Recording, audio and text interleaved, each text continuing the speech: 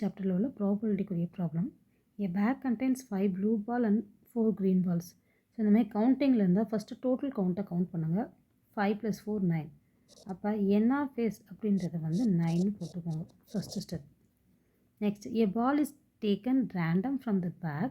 Find the probability that the ball is blue. ப்ளூவாக இருக்கிறதுக்கான chances எத்தனைன்னு கேட்டிருக்காங்க. So blue பால் எத்தனை இருக்கும் அப்படின்னா 5 ப்ளூ பால்ஸ் இருக்கு இல்லையா?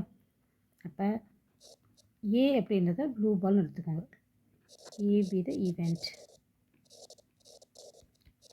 டேக்கன் ப்ளூ பால் அப்படின்னு எழுதி லெட் அப்படின்னு போட்டுக்கோங்க. ஸோ அப்படின்னா A equal to N of A இல்லாட்டி டேரெக்டாக பி ஆஃப் ஏ எழுதிக்கோங்க. ஸோ டோட்டல் எத்தனை ப்ளூ பால்ஸ் இருக்குது? 5 ப்ளூ பால்ஸ் இருக்குது. 9 5/9 இது ஆன்சர். டோட்டல் கீழே போடணும். நெக்ஸ்ட்டு என்ன கேட்டிருக்காங்க? நாட் ப்ளூன்னு கேட்டிருக்காங்க.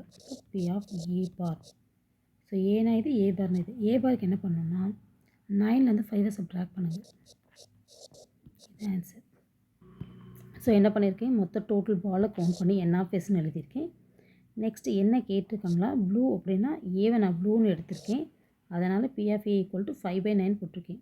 ஏன்னா ப்ளூ பால் வந்து 5 பால்ஸ் இருக்குது.